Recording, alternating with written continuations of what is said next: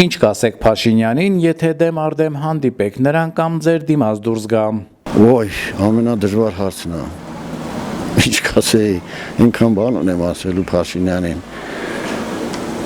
Բայց կասեի խելոք մնա, էլի քեզ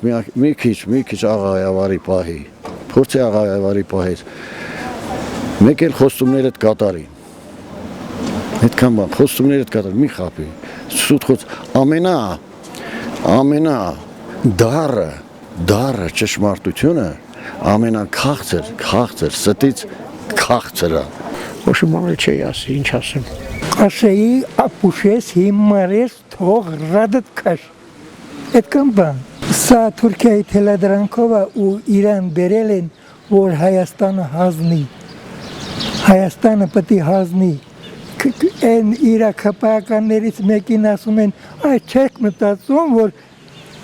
իշխանություն փոխվի, ձեզ դատելու են, ասում եմ պետություն պետք է լինի, որ մեզ դատի։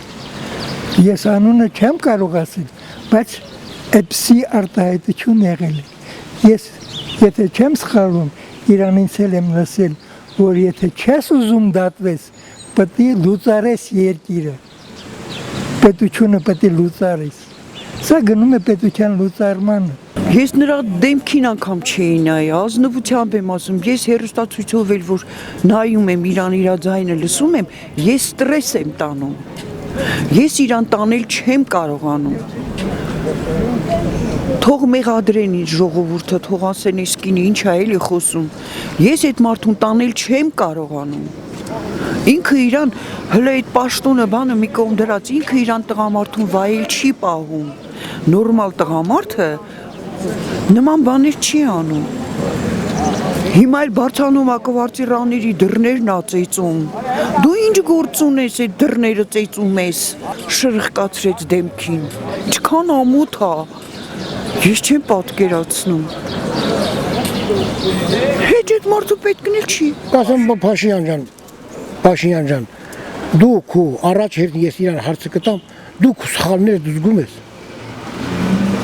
Քո սխալները դժգում ես քո կատարած վարչապետի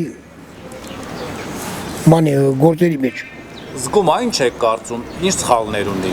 Գիտես որ ղեկավարը սխալա օրեմ ժողովրդի համար ճակատագրակ։